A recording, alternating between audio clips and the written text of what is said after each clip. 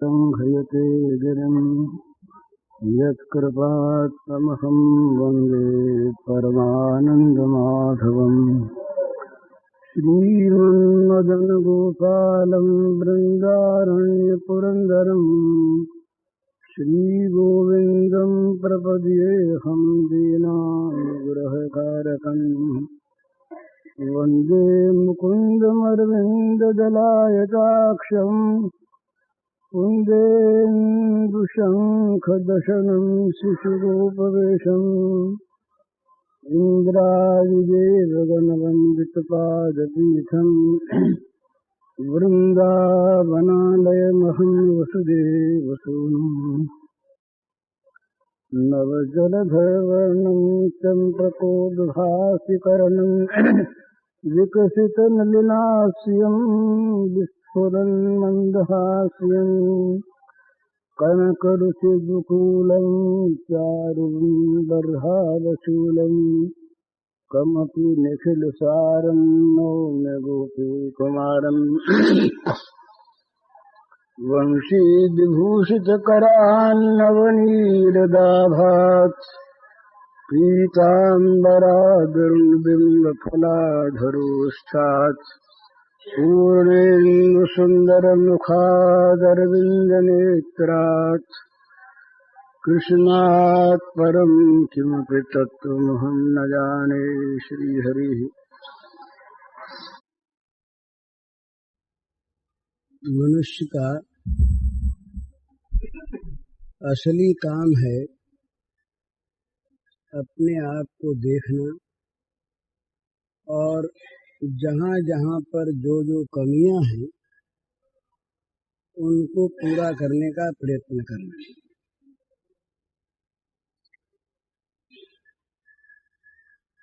जो समर्थ हैं, जो दूसरों का उद्धार कर सकते हैं, शक्तिमान हैं,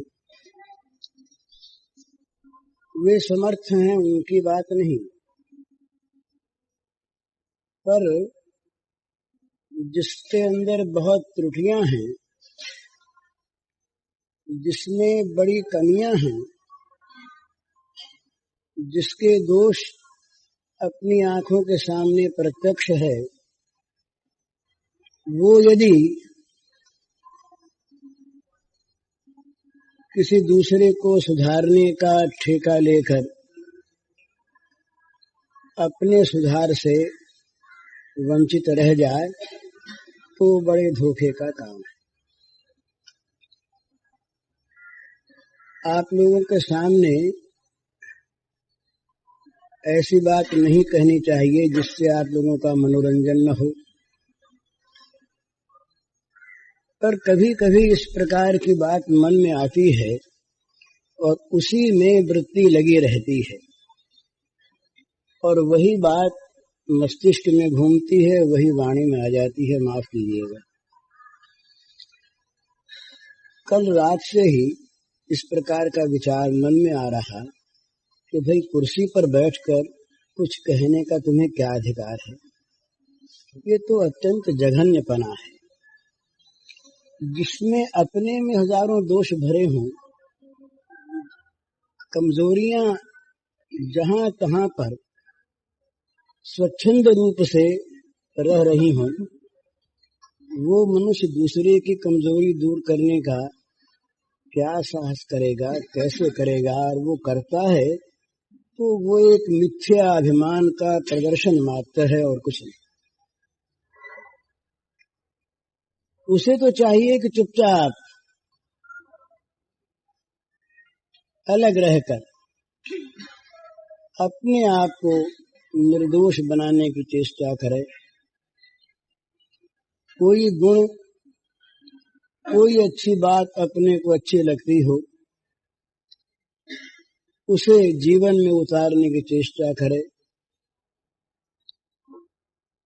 और यदि हो सकता हो तो उपदेश शिक्षा देने के बदले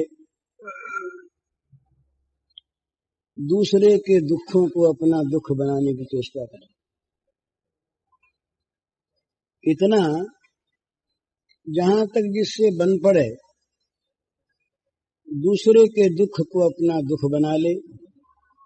अपने पास यदि कोई सुख हो तो उसे दुखियों में वितरण कर दे। ऐसा ये असली काम सा मालूम होता है। कभी कभी ऐसी वृत्ति आती है, हमेशा नहीं रहती। मान बड़ा प्रिय, बड़ाई बड़ी प्रिय, लोगों को समझाने का पेशा बड़ा प्रिय। कभी भगवत कृपा से हृदय में असली बात आती है जब मनुष्य अपने को देखता है, तो ऐसा मालूम होता है, मैं सच कहता हूँ आप लोगों से, ऐसा मालूम होता है किसी किसी दिन जब जीवन के प्रारंभ से अब तक के जीवन की बातों का स्मरण होता है, किया जाता है तो सब तो स्मरण में बात आती नहीं, पर मालूम होता है कि मानो ये जीवन तो गुनाहों का घर है, अपराधों का भंडार है, और कितनी दया उनकी, भगवान की दया का कोई अंत नहीं, कोई पार नहीं। वो शरणानंद जी महाराज एक बात कहा करते हैं बड़ी सुंदर, उनके विनोद की भाषा है बड़ी अच्छी। वो कहते हैं कि भगवान न्यायकारी नहीं है। वो अपने ऊपर लेके कहते हैं न्यायकारी होते तो और दया अबाध आंख मूंद कर न करते होते, और मेरे सरीखे मनुष्य के साथ यदि न्याय करते तो कुछ दूसरा ही रूप होता मेरा। तुलसीदास जी कहते हैं, कीजे मोखू जम जात नामई, मेरे कर्म ऐसे हैं कि मुझे तो आप यम यातना मैं बना दीजिए, यम की यातना ही भोगता रहूं निरंतर, इस प्रकार के मेरे कर्म। तो भगवान की दया है, भगवान की कृपा है अहेतु की, उनका सहज सौहार्द है, उनका स्वभाव है दया करना। बिरद हेतु पुनीत परिहरि पामरन पर प्रीति, ऐसी कौन प्रभु की रीति। उन प्रभु की ऐसी ही रीति है, ऐसा बिरद है कि वे स्वाभाविक सहज ही पुनीतों की परवाह नहीं करते, पर पामरों पर विशेष प्रीति करते हैं। दीनों के प्रति उनकी दया विशेष रहती है। तो ये उनकी दया का महत्व है। उनकी दया को ये हम मान लें कि हमारी प्रशंसा है, हमारा गुण है, और हमारे गुणों पर भगवान रीझ गए हैं, तो ये प्रमाद है, ये समझना भूल है। दया उनकी स्वाभाविक, बिरद उनका स्वाभाविक, दीन बंधुता उनके स्वभाव में, करुणा उनका स्वरूप, प्रभु मूर्ति कृपामयी है। तुलसीदास जी महाराज ने कहा कि जब अपनी ओर देखता हूं तो मालूम होता है सकल अंग पद विमुख, सारे के सारे अंग प्रभु से विमुख हैं। बस एक विश्वास है तुलसी परतीत एक, प्रभु मूर्ति कृपामयी है। आपकी मूर्ति कृपामयी है, केवल मात्र ये एक विश्वास है। तो प्रभु की कृपा के सिवा और तो कोई भरोसा है ही नहीं, होना चाहिए ही नहीं। और अपने साधन का हम दम्भ भले ही कर लें, अपनी बात कहता हूं, किसी दूसरे के नहीं कहता, दम्भ भले ही कर लें, साधन है कहां। तो मनुष्य को देखना चाहिए निरंतर अपनी ओर, और उपदेश यदि देना हो तो देना चाहिए अपने को।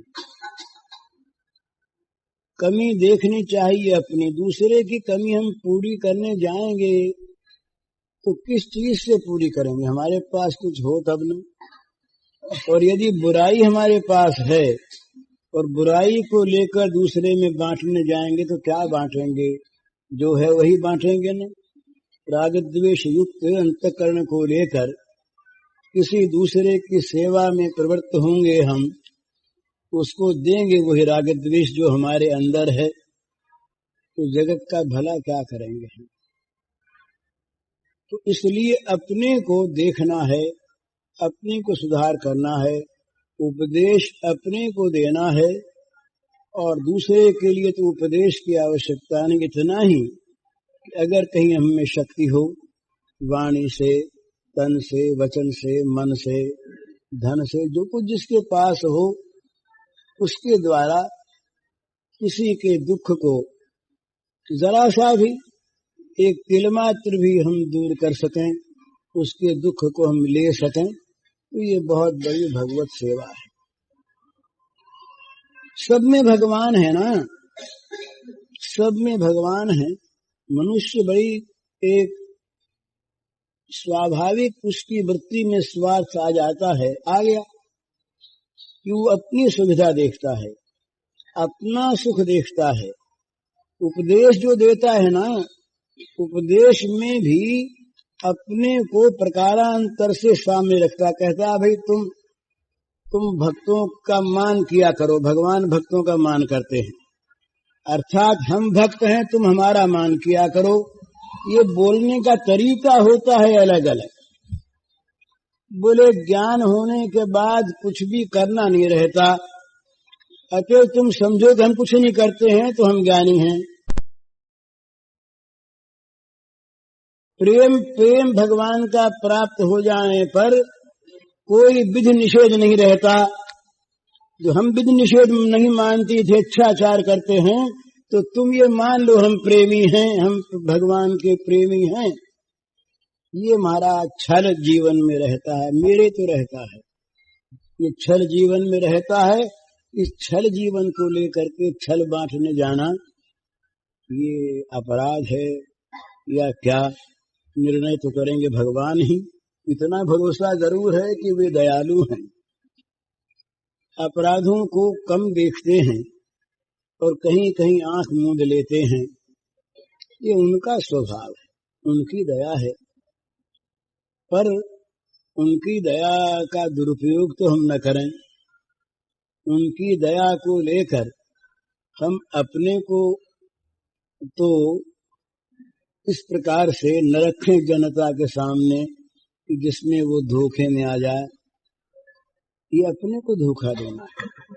मनुष्य को एक बात निरंतर सामने रखनी चाहिए अपने को, यदि वो जीवन में अपना भला चाहता है। किसी के भी कहने सुनने से, किसी के भी किसी प्रकार के वाक्य संयोग से अपने को जितना वो है उससे ज्यादा न समझे, नहीं बड़ा धोखा होगा, उसकी उन्नति का तमाम मार्ग अवरुद्ध हो जाएगा और कष्ट बुराई आने लगेगी। जैसे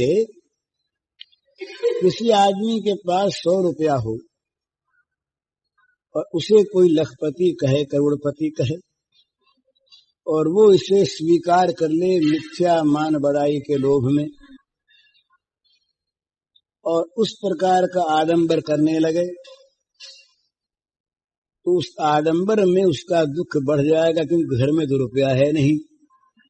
और दिखाने के लिए उस प्रकार की बाहरी चेष्टा करनी, उस प्रकार का व्यवहार करना, उस प्रकार की सामग्रियों को रखने की चेष्टा करना, उसका दुख बढ़ जाएगा, तो वो शांति से नहीं रह सकेगा। तो जितना जो है अपने आप को धोखा न दे, उससे ज्यादा मानता है। और है क्या, सच्ची बात तो यह है कि हमारे तो सारे ढक्कन भगवान ढकते हैं, अपराधों पर पर्दा भगवान डाल देते हैं। मनुष्य तो नित्य अपराधी है महाराज। भगवान दया करते हैं, इसलिए वो रहता है। यदि पापों का पूरा पूरा फल स्मृतियों के अनुसार मिलने लगे, तो बीज फल न्याय से कभी छुटकारा होने की आशा ही नहीं। पर उनका एक नियम दूसरा है, और वो बड़ा सुंदर। जैसे कर्म का क्षय नहीं होता बिना भोगे, ये कर्म शास्त्र का नियम, इसी प्रकार से उनकी दया से सारे कर्मों का क्षय हो जाता है। ये भी उनका मंगल दयापूर्ण विधान है, ये विधान के बाहर नहीं। ये भी उनके कानून के अंतर्गत है। वे दया करके जब कभी किसी के भी अपराधों को पूरा पूरा जला दें, ये उनके कानून में है, उनकी दया है, उनका विधान है, उनकी मंगलमयी ये विधि है। तो इतना भरोसा जरूर है और ये रखना ही चाहिए, और इसी भरोसे पर तो आदमी रहता है। पर 3 बात का ख्याल रखे, अपने में जो बात न हो उसको कहे नहीं, उसको माने नहीं, और अपने में जो हो उससे आगे बढ़े नहीं। तब आदमी ठीक रहेगा, उन्नति उसकी होगी, उसका मार्ग अवरुद्ध नहीं होगा। धोखा देने जाएगा दूसरे को, उसका अर्थ है अपने धोखा खाना। बड़ी सहज चीज है महाराज, ये 10-100-50,000 आदमियों में बैठ करके और उनको फुसलाकर भुलाकर उनके द्वारा मान प्राप्त कर लेना बहुत कठिन नहीं है। और मनुष्य श्रद्धालु होते ही हैं, केवल भारतवर्ष में नहीं, यूरोप में यही हाल है। यूरोप में भी वहाँ ये मानव में श्रद्धा स्वाभाविक होती है। एक एक यहाँ के लोग जाते हैं, वो अच्छे नहीं ये मैं नहीं कहता, बड़े अच्छे, वहाँ उनके लाखों शिष्य बन जाते हैं। हिंदुस्तान कैसे बहुत लोग गए और वहाँ ये हाल है, तो बड़ा अच्छा है, दुरुपयोग न हो तो। अगर वो चीज यथार्थ हो, जेन्युइन हो, तो कोई आपत्ति नहीं, बड़ा अच्छा है। पर यदि दंभ हो तो बहुत बुरा है। तो जीवन में दंभ न आने पावे, सबसे बड़ी बुरी चीज जो है वो दंभ है, हो नहीं उसे दिखाया जाए। काम इतना बुरा नहीं, क्रोध इतना बुरा नहीं, क्योंकि वो तो दिखता है ना दोष है, और दंभ तो दोष देखने नहीं देता, बल्कि दोष को निरंतर गुण बनाकर प्रकट करना चाहता है, दोष का नाश नहीं चाहता। दंभ दोष का नाश नहीं चाहता। तो स्वयं एक ऐसा विकट दोष है जो सारे दोषों को अंदर खजाने में रखे रहता है और दोषों का विनाश न चाहकर झूठे ही गुणों का प्रदर्शन करता है। आसुरी संपत्ति में सबसे पहले भगवान ने दंभ का नाम लिया। दंभो दर्पोभिमानश्च क्रोध पारुष्यमेव च। दंभ, लोग दिखाने के लिए अपने को संत महात्मा जो है नहीं वैसा जाहिर करना, और वैसा बनने का न प्रयत्न करना, न इच्छा करना, न चेष्टा करना, ये जो पाखंड प्रियता है, ये मनुष्य के जीवन में जब आ जाती है तो उसके सुधार का, आगे बढ़ने का मार्ग अवरुद्ध हो जाता है, रुक जाता है।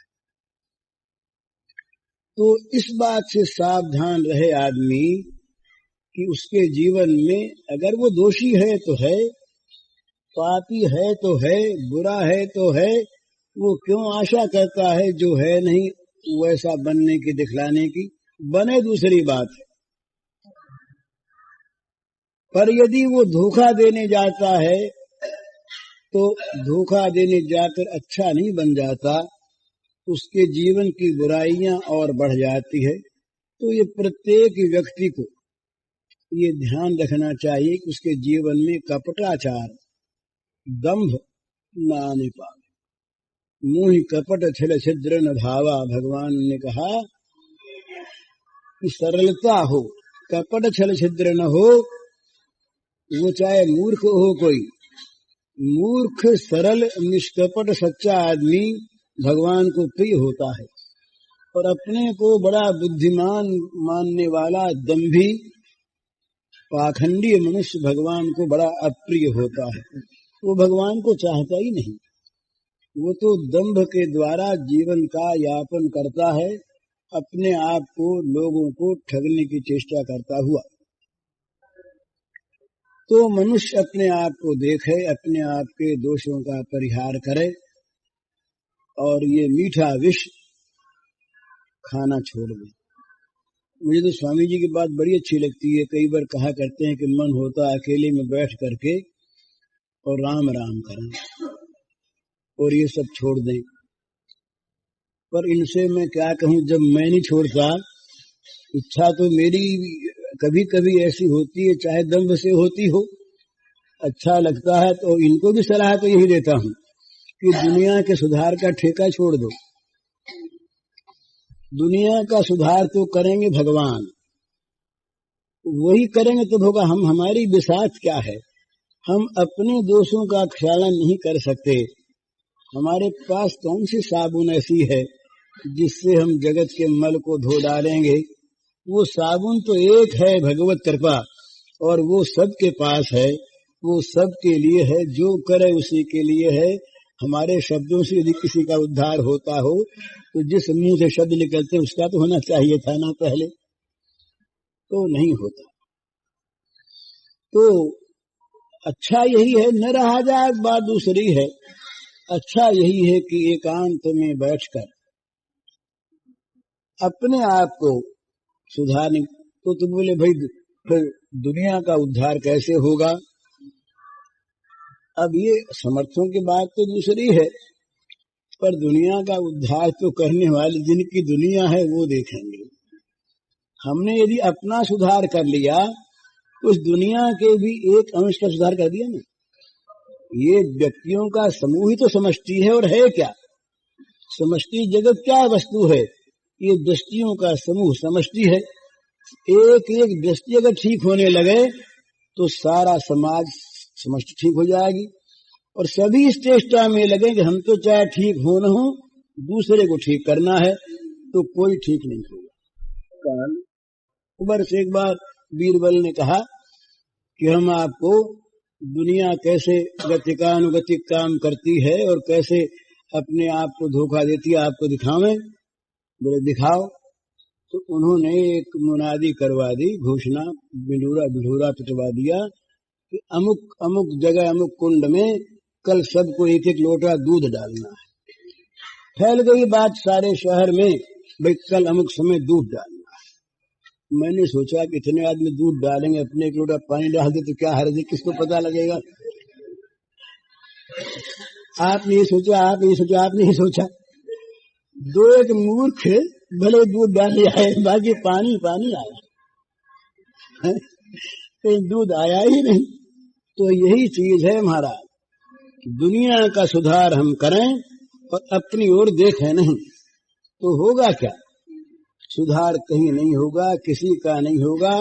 सब जो कहते हो रह जाएंगे, पानी में पानी, दूध कहीं नहीं। इसके बदले में ये गंभीर बात है, विचार नहीं है कि सब लोग अपने सुधार में लग जाएं।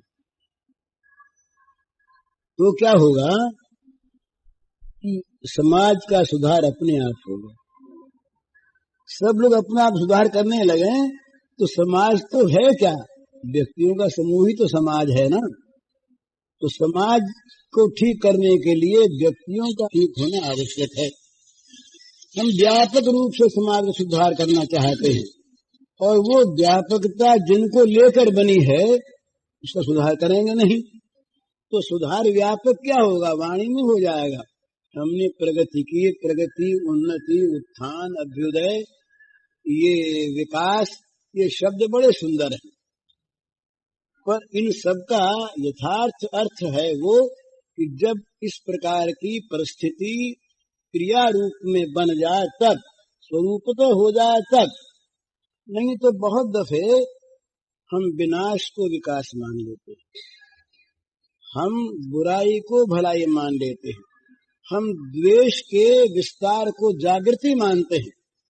आज का अपना ही नहीं, हिंदुस्तान का ही नहीं, विश्व का राजनीतिक जगत क्या है आज, उस पर ध्यान देकर के देखें, गहराई में उतरें तो बड़े बड़े अच्छे अच्छे विद्वान, महानुभाव, समझदार उनकी समझदारी में, उनकी विद्या में, उनकी बुद्धि में हम इतराज करने का कोई हक नहीं रखते। ऐसे महात्मा लोग, अच्छे लोग।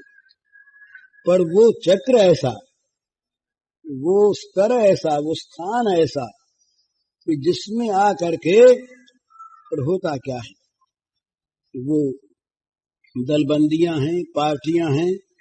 अपनी पार्टी की बुराई भी भली और दूसरी पार्टी की अच्छाई भी बुरी।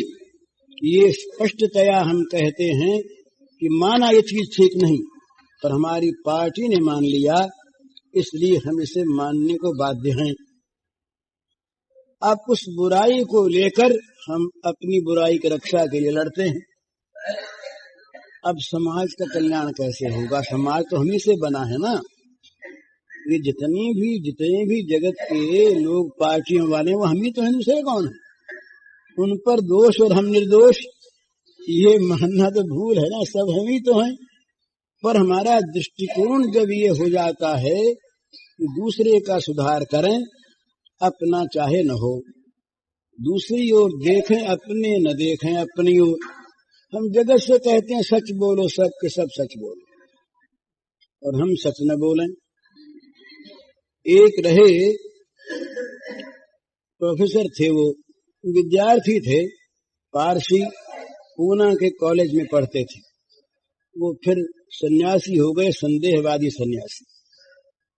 मुझसे मिले थे, वो मेरे पास आए थे देखने के लिए कि यहाँ क्या क्या पोल है, और पोल सब में रहती, हमारे में तो बहुत पोल। तो वो सज्जन आए गोरखपुर में।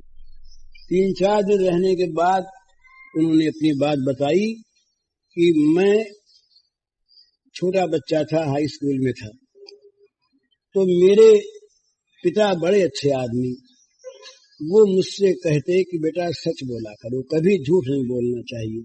और झूठ की बड़ी बड़ी बुराइयों का वो वर्णन करते, युक्तियों के और इतिहास के साथ। मेरे मन में जच गई कि भाई बात बिल्कुल ठीक है, ये करना चाहिए। एक दिन कोई बाहर का आदमी आया, उसने आकर के पिताजी के नाम से पुकारा। पिताजी ने कहा कि जाओ कह दो घर पर नहीं है। अब मामूली सी बात थी। उन्होंने कहा कि मैं बच्चा था, फिर मेरे खटकी बहुत कि जो पिताजी रोज रोज मुझे सत्य का उपदेश करते हैं, वे पिताजी अपने मुंह से मेरे द्वारा झूठ बुलवाते हैं। वो कहते हैं कि जाओ कह दो घर पर नहीं है।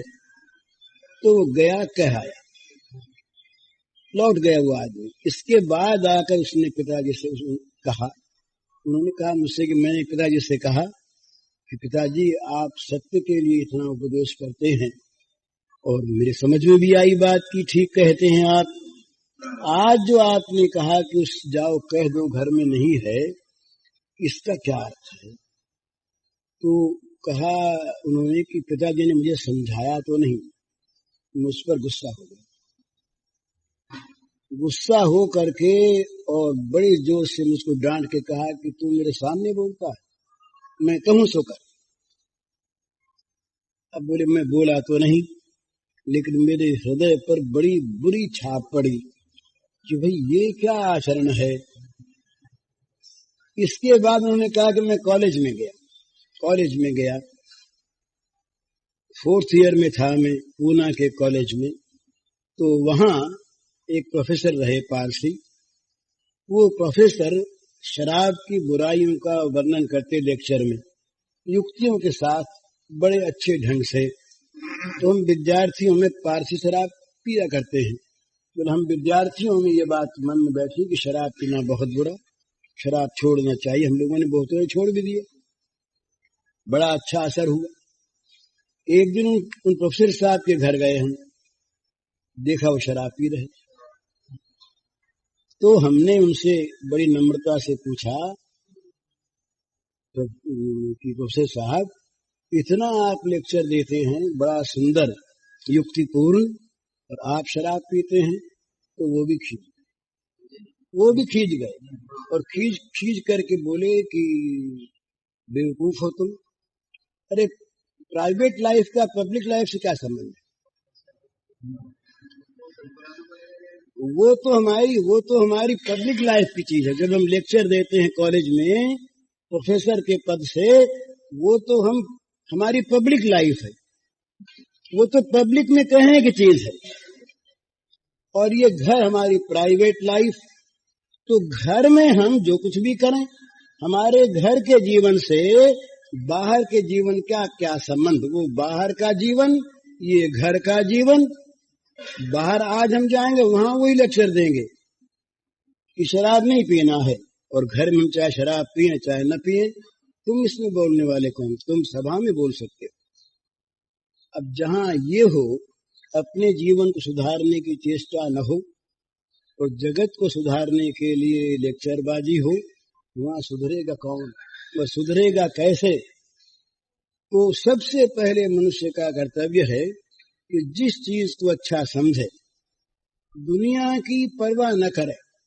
दुनिया बहुत दफे एक प्रवाह बहता है तो बुराई को भलाई मानने लगती है। आज यदि बहुत पढ़े लिखे रेशनल समाज में कोई ये कहे कि ईश्वर है और वो अवतार लेता है और राम कृष्ण ईश्वर हैं, तो लोग जरा हंसी उड़ावेंगे।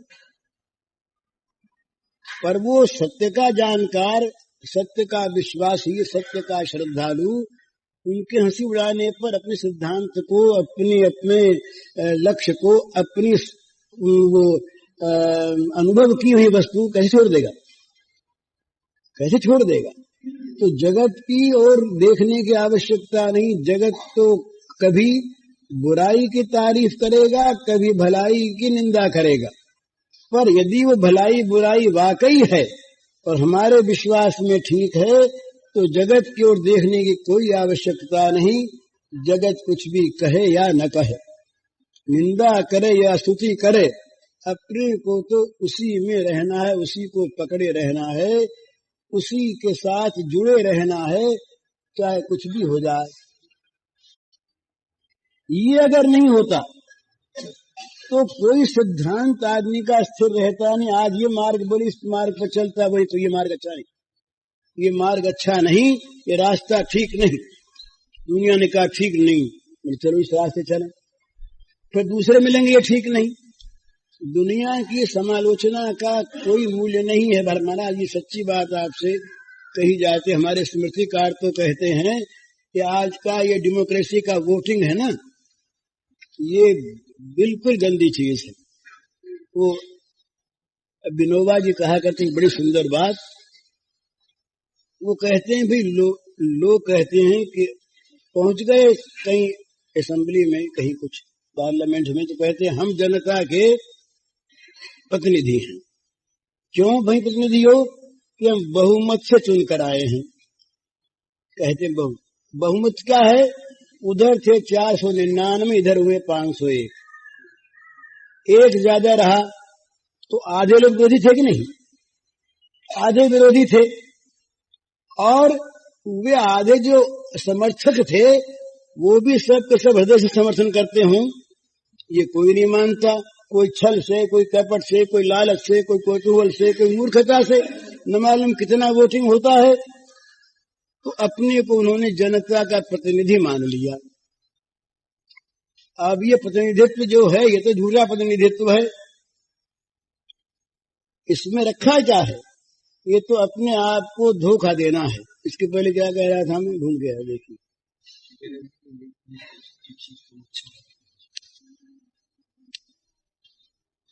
चलिए हैं। हाँ, तो बात ये कह रहा था कि जो चीज अच्छी है उसे अच्छी मानना। अगर लाख आदमी एक तरफ हों, ऐसा आया स्मृति में कि लाख बेवकूफ एक तरफ हों और वो कहें कि ये चीज ठीक है,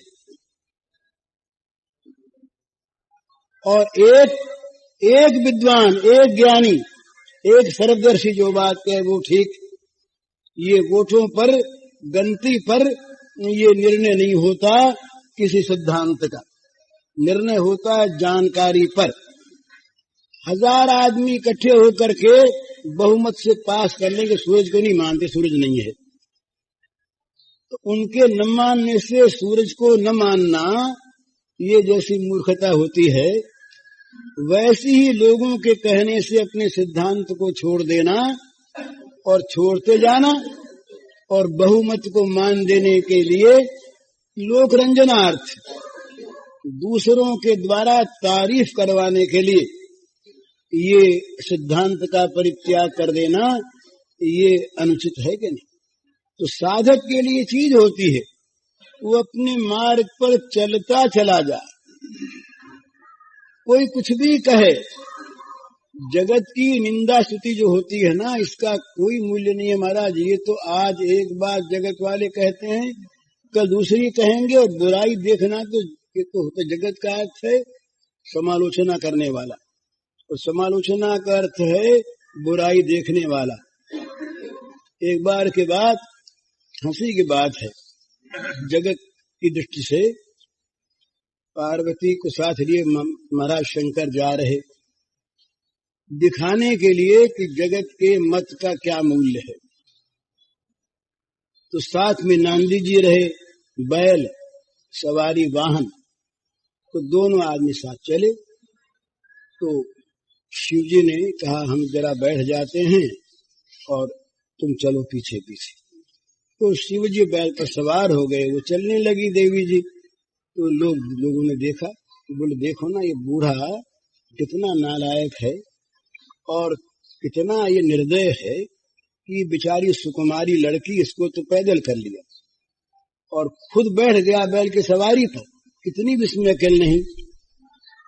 तो कहा भाई हम उतर जाते हैं, तुम चढ़ो अब की। तो पार्वती जी को बैठा लिया, खुद उतर गए। फिर लोग आए, बोले ये कितना स्त्री का गुलाम है, देखो खुद तो बूढ़ा पैदल चलता है और स्त्री को बैठा लिया है बैल पर, ये स्त्री है, गुलाम स्त्री का। बोले भाई क्या करें, दोनों चढ़ जाओ। तो दोनों सवार हो गए। तो फिर लोग मिले, बोले इसमें दया वया है नहीं, बेचारा बूढ़ा बैल, तो दो लद गए इसके ऊपर, दया भी नहीं आती बैल पर, बेचारा पशु। बोले भाई दोनों उतर जाओ। दोनों उतर गए। फिर लोग मिले, बोले ऐसे बेवकूफ देखे नहीं हमने, तो सवारी साथ और पैदल चलते हैं। तो अब शिव जी ने कहा कि बताओ पार्वती, जगत की कौन सी बात माने, जगत की कौन सी बात माने। तो जगत का तो ये स्वरूप है महाराज, इसकी बात मान मान करके अपने को बदलते चले जाओ, रोज बदलोगे सिद्धांत को स्थिर रहेगा ही नहीं। अपने जिस सिद्धांत की बात मन में ठीक आ गई और मालूम हुआ कि ठीक है, जगत कुछ भी कहे, क्या कहे, मूर्ख बतावेगा, बदमाश बतावेगा, और क्या करेगा जगत। वो मूर्खता, वो बदमाशी वर्ण कर ले, सिर चढ़ा ले कि बस ये मुबारक है, हम तो इसी मार्ग पर जाएंगे, हमारे लिए तो यही है। बस जिद्दी कहेगा कोई मूर्ख कहेगा, पागल कहेगा। तो पागलों के द्वारा पागल कहलाने में कोई आपत्ति नहीं है।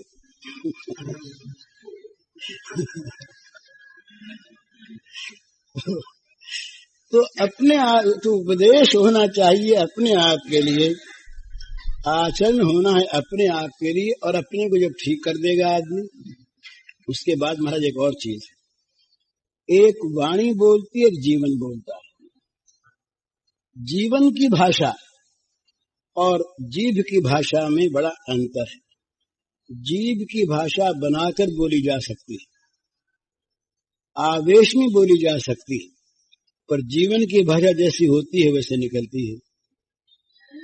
दम्भ है तो जीवन से दम्भ निकलेगा, अंदर काम है तो काम निकलेगा, क्रोध है तो क्रोध निकलेगा। जीवन की जो भाषा है वो होती यथार्थ, और वाणी की जो भाषा है वो बनावटी भी हो सकती है। और वाणी की भाषा में वो शब्द नहीं है जो जीवन की भाषा में। एक आदमी की आकृति देखकर जब हम समझते हैं कि समय क्रोध में है या लोभ में है या काम में है या ये विषाद में है या आनंद में है, उस आकृति को शब्दों में कोई नहीं बता सकता। उसको आंख देखती है और मन पहचानता है, वाणी उसका उच्चारण नहीं कर सकती। तो जब हमारे जीवन में कोई बात आ जाएगी, उस समय हमारा जीवन बोलेगा, और जब जीवन बोलेगा तो उसका असर सुनने वालों पर, जीवन की भाषा सुनने वालों पर। जीवन की भाषा सुनी भी जाती है जीवन से ही। वाणी की भाषा तो कान सुनता है, पर जीवन की भाषा जीवन सुनता है। तो जब जीवन की भाषा में जीवन बोलेगा तब जीवन पर उसका असर होगा। उसको देख करके काकभुशुंडी के आश्रम की जीवन की भाषा ऐसी कि, और उसका इतना असर उसके योजनों तक आने वाले आदमियों के जीवन की भाषा बदल जाए। उनको काम क्रोध लोभ मोह इत्यादि का कहीं दर्शन ही न हो। ये उनकी तपोनिष्ठा, उनका ऋषियों के आश्रमों में उनके जीवन की भाषा बोलते, उस भाषा का असर होता हिंसक जंतुओं पर। वहां के परस्पर द्वेष बैर रखने वाले, एक दूसरे को खा जाने वाले हिंसक जंतु बड़े प्रेम से, बड़े प्यार से एक दूसरे से हिल मिलकर वहां रहते। ये जीवन की भाषा का असर। हम कहीं हिंसा मत करो और हम रात दिन हिंसा में रहें, तो हमारी उस हिंसा न करो की भाषा का क्या असर होगा जब उसका असर हमारे जीवन पर नहीं हो। हम कहते हैं भगवान से प्रेम करो और हम करते हैं विषयों से प्रेम, तो हमारे इस बोलने का क्या मतलब होगा? जब वो बोलना हमारे जीवन में नहीं उतरा तो दूसरों के क्या उतरेगा? तो बोलना है, उपदेश है जीवन में उतारने के लिए, और ये बिल्कुल एक सहज समझने की बात है कि अगर अपने जीवन में वो नहीं उतरता है हमारा उपदेश, तो दूसरे के जीवन में कैसे उतरेगा? हम तो अति समीप हैं उससे, हमारी वाणी से हम कहते हैं, हम उसको अच्छा बताते हैं, हम उसका मन में मनन करते हैं, और वो अगर हमारे जीवन में नहीं आता तो दूसरे के जीवन में हम कैसे उतार देंगे उसको? ये युक्ति संगत बात है। इसलिए अपने जीवन में पहले उतारे, अपने दोषों को पहले देखे, अपने दोषों का क्षालन करने की पहले चेष्टा करे और भगवान से प्रार्थना करे। इसमें कोई पाप नहीं। हम तो ये सकाम प्रार्थना करने के लिए सबसे कहते हैं, कोई बड़े निष्काम न करें उनको नमस्कार। हम तो कहते हैं खूब प्रार्थना करो कि भगवान हमारी कमजोरियों को हटावें, भगवान हमारे अंदर की दुर्बलताओं को दूर करें, भगवान हमको पापों से मुक्त करें, भगवान हमको सद्बुद्धि दे, भगवान हमारे जीवन को अपने चरणों में लगा ले, भगवान हमारी विषयासक्ति को, विषय ममता को खा जाए। हम तो उनसे प्रार्थना रोज करना चाहते हैं कि प्रार्थना करें भगवान से। तो दो बात बड़ी सुंदर, चाह और प्रार्थना, ये नुस्खा है बहुत बढ़िया। अगर कोई काम में लाए, हम जो कुछ चाहते हैं उसकी हमारे जीवन में चाह होनी चाहिए।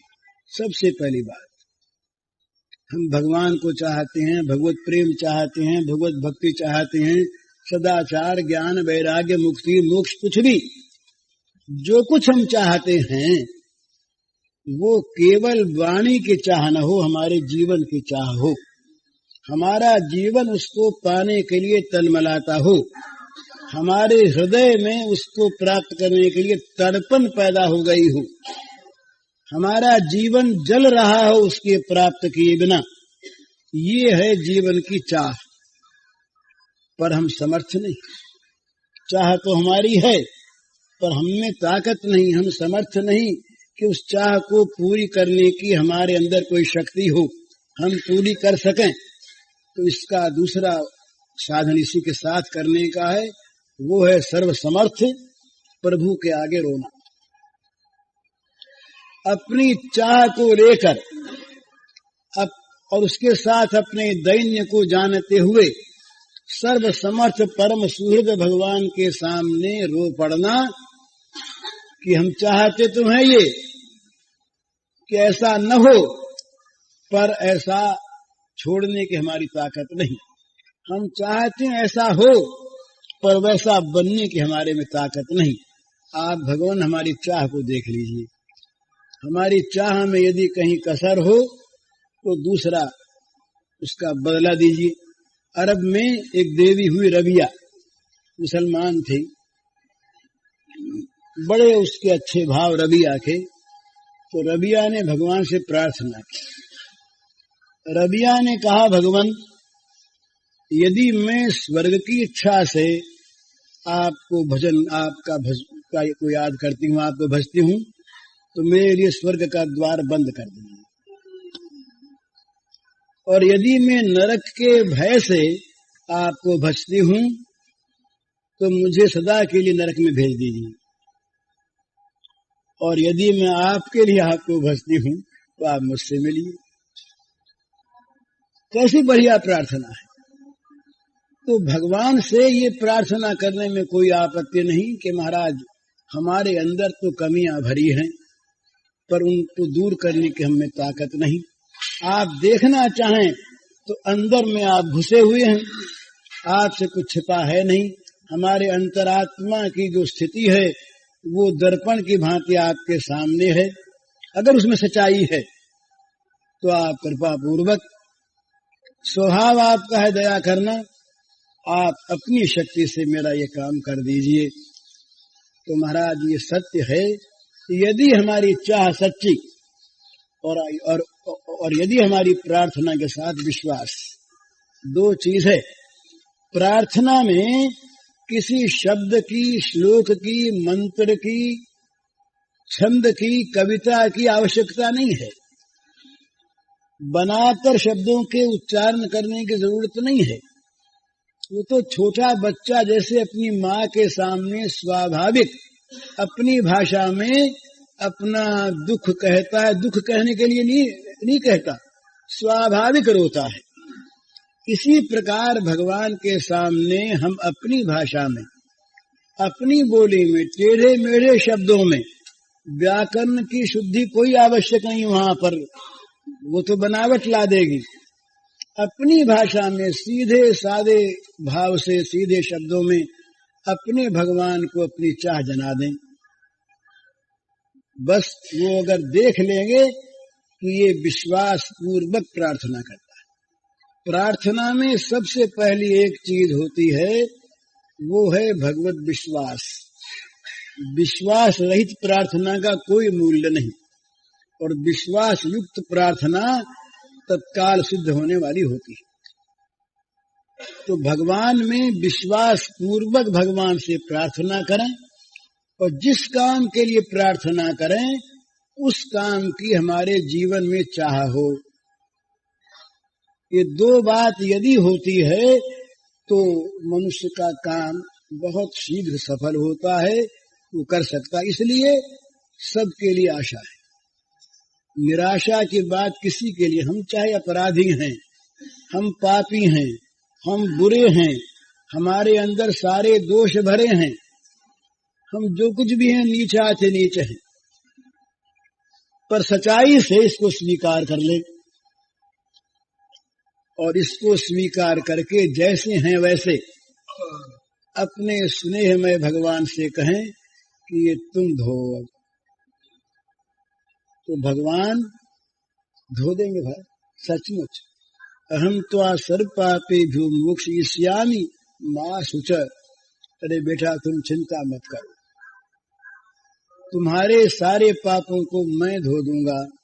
ये भगवान की वाणी हो। अब भी भगवान धोते हैं।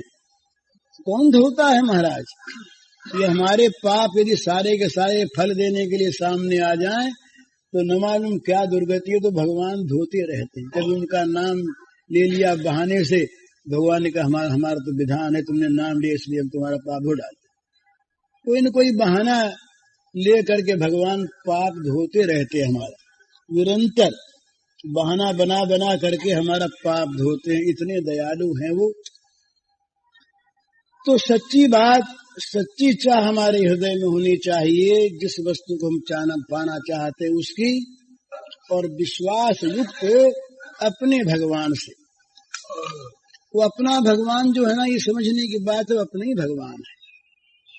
उसका चाहे दूसरे लोग नाम दूसरा रखें, न माने, पर हमारा भगवान हमारे लिए है और प्रत्यक्ष है, ये विश्वास होना चाहिए। अगर भगवान ही नहीं तो प्रार्थना किसकी करेंगे? देवी का उपासक निश्चित देवी को भगवान माने, कोई दूसरा भगवान नहीं। शंकर का उपासक शंकर को भगवान माने, कोई दूसरा भगवान नहीं है, वही अपना। तो दूसरा कोई सामने आवे तो अपने मन का समाधान कर ले कि हमारे भगवान को इस नाम से पूछते हैं, हमारे वाले दूसरा कोई है नहीं, उसका खंडन न करे। अनन्यता का ये बड़ा सुंदर भाव है कि दूसरे के भगवान का खंडन न करे। ये बहुत समझदारी की बात है कि यदि हम अपने ही भगवान को भगवान मानते हैं और दूसरे नाम से पूजे जाने वाले भगवान को भगवान नहीं मानते, तो हमारा भगवान हमारी मान्यता की सीमा में आबद्ध हो जाता है, तो अल्प हो गया, भगवान अल्प होते नहीं।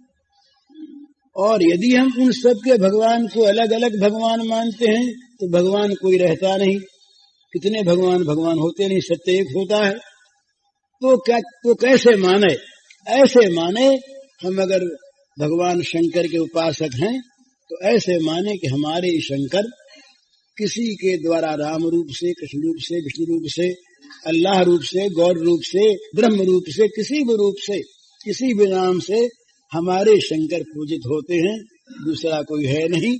हम तो इस रूप को पूजते हैं। तुलसीदास की बड़ी सुंदर बात एक आती है, पता नहीं कहाँ तक ठीक है, पर है बड़े सिद्धांत की। ब्रज में पहुंचे, भगवान श्याम सुंदर के सामने गए, वो देखा त्रिभंग रूप मुरली मनोहर, मुग्ध हो गए। वे राघवेंद्र ने देखो कैसा रूप बनाया आज, ये नहीं सोचा कि दूसरे हैं, पर वो राघवेंद्र के उपासक है ना, उस रूप के उपासक है। तो सिद्धांत कह करके अपनी उपासना के उपास्य को याद किया।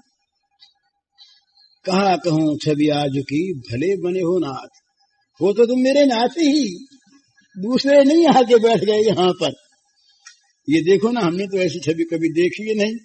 ये तीन तो तुम्हारे शरीर में टेढ़ हैं, धनुष बाण कहीं है ही नहीं, और ये मयूर मुकुटी बने हुए, हाथ में बंसरी लिए हुए, और ये खड़े खड़े मुस्कुरा रहे हो, बहुत अच्छे बने, लगते तो तुम बड़े सुंदर हो। कहा कहूं छवि आज की, इस शोभा का क्या बखान किया जाए, बड़ा सुंदर, भले बने हो नाथ, परंतु अगर हमसे सिर झुकवाना हो नाथ, हमसे सिर झुकवाना हो आपको, आप वही हैं और बड़े सुंदर लगते हैं, बड़े अच्छे लगते हैं, परंतु हमसे अगर सिर झुकवाना हो आपको तो तुलसी मस्तक तब नवे धनुष बांध लो हाथ, धनुष बांध धनुर्धारी बन जाओ रामभद्र, तुलसी का मस्तक झुक जाएगा, हो तुम वही। इतनी अनन्यता है, किसी का विरोध नहीं, दूसरे रूप का नाम का विरोध नहीं, और अपनी अनन्यता का पूर्ण भाव। तो साधक लड़ता नहीं, अपने मार्ग पर जाता है, खंडन मंडन नहीं करता। तुम कहते बोले बहुत ठीक, तुम भी हमारे वाले के गुण गा रहे हो, बोले हम ही गाए तुम्हारे वाले को, बोले तुम न मानो, हम मानते कि हमारे वाले गुण गा रहे। मौज लड़ाई किसी से है ही नहीं, झगड़ा कोई से है ही नहीं, सब के सब हमारे भगवान के उपासक, और हमारे भगवान ऐसे विचित्र लीलामय कि जो जिस नाम से पुकारे, हाँ बोले हम तुम्हारे इसी नाम से तुम्हारे सामने आए, बड़ा अच्छा लीलामय जो ठहरे। एकम सद विप्रा बहुधा वदन्ति, उपनिषद कहता है एक ही जो तत्व है वो बहुत प्रकार से बखाना जाता है, ये उस तत्व का चमत्कार है। वो अगर एक में ही रह करके आबद्ध हो जाए तो हम बद्ध जीवों की भांति हो जाए। सारे नाम रूप कोई उसके नहीं, और सारे नाम रूप उसके, वो सर्वातीत और सर्वमय, सर्वगुणातीत सर्वगुणमय, सबसे रहित और सबका रूप, इस प्रकार वो हमारे भगवान। तो उन भगवान में विश्वास करके, तो आपके भगवान कोई से हो, राम हो, कृष्ण हो, राम कृष्ण में भी लड्डू गोपाल हो, मुरली मनोहर हो, और कुरुक्षेत्र के भगवान हो, गीता वाले हो, चाबुक लिए हाथ में, कोई हो तो त्रिवेत्र ही के प्राणया, कोई हो जो आपके भगवान, उनके सामने विश्वास पूर्वक अपनी चाह पूर्ण करने के लिए प्रार्थना कीजिए, और अपनी चाह को जीवन में जीवन की चाह बना लीजिए। जीवन की चाह का अर्थ होता है अनिवार्य आवश्यकता, जिसके बिना जीवन रहे नहीं। जैसे तीव्र पिपासा के समय जल की आवश्यकता होती है, अत्यंत तीव्र प्यास लग गई, उस समय जल के सिवा किसी अन्य वस्तु से प्यास बुझती नहीं, वो अनिवार्य आवश्यकता है उसकी। इसी प्रकार से जीवन की चाह बन जाए, जो हम चाहते हैं वो दोषों का नाश, गुणों का आविर्भाव, भगवान का प्रेम, भगवान की भक्ति, साक्षात्कार, बोध, मुक्ति, वैराग्य, कुछ भी हो, जो हम चाहते हैं वो जीवन की चाह हो, और उसके लिए विश्वास पूर्वक अपने भगवान से, दूसरों के भगवान से नहीं, अपने भगवान से प्रार्थना हो तो भगवान अपने आप करेंगे। एक बात से बचे साधक, वो जो मैंने आरंभ में कही कि ये दूसरे को उद्धार करने का ठेका न लो। इस ठेके में वो ठेका लेने वाला ही डूब जाता है। महात्माओं की, आचार्यों की बात नहीं है, ये हम जैसे गिरे हुए लोगों की बात है, जो अपना उत्थान चाहते हो उनके बात है कि वो अपने आप को सुधारने का प्रयत्न करे, उसमें लगा रहे और उसी के साथ जीवन में पैदा करे। फिर यदि उसके जीवन में कोई चीज आवेगी तो जगत का ये स्वभाव है कि अपने आप उसका वितरण होगा। ये ऑटोमेटिकली हम अपने अंदर की चीजों को बाहर भेजते। दो चीज हमेशा आती रहती है, एक पंपिंग होता है, बाहर फेंकता है, और एक बाहर की चीज को अंदर खींचता है। ये दो चीज हमेशा आदान प्रदान इस वायुमंडल में निरंतर होता रहता है। अपने अंदर के परमाणु निरंतर बाहर फेंकते रहते हैं अपने आप, और बाहर के विचार परमाणु निरंतर हम अपने अंदर खींचते रहते हैं। अगर सजातीय होते हैं तो बाहर वाले भी हमारे परमाणु से पुष्ट होते हैं, अगर सजातीय होते हैं तो बाहर वाले अंदर आकर हमारे विचार के परमाणु को परिपुष्ट करते हैं। विरोधी होते हैं तो उनमें झगड़ा होता है, और जो बलवान होता है उसकी विजय हो जाती है, वो अपनी छाप छोड़ देता है, संत असंत बन जाता है, संत संत बन जाता है इन परमाणुओं के बीच में आकर। वाणी में वो बल नहीं है जो बल विचार के परमाणु में, जो वातावरण में बल है वो बल वाणी में नहीं है। वायुमंडल इस प्रकार की परिस्थिति पैदा कर देता है मन के स्तर में कि मन उस प्रकार का स्वाभाविक बनने को बाध्य होता है। जहाँ जहाँ प्रबल वो भाव होता है, जहाँ प्रबल भगवत भाव है, वहाँ भगवान सिर रज जाते हैं। उस समय उनको ग्रहण करना पड़ता है, और जहाँ जहाँ प्रबल विषय भाव है वहाँ पर जबरदस्ती हमारे जीवन पर विषयों का असर होता है। अगर हमारे विचार उसके विरोधी हैं और प्रबल हैं तो परास्त चाहे न हो, पर वो अपना निशान छोड़ जाते हैं अंदर आकर। इसलिए कहा दुस्संग सर्वथैव त्याज्यः।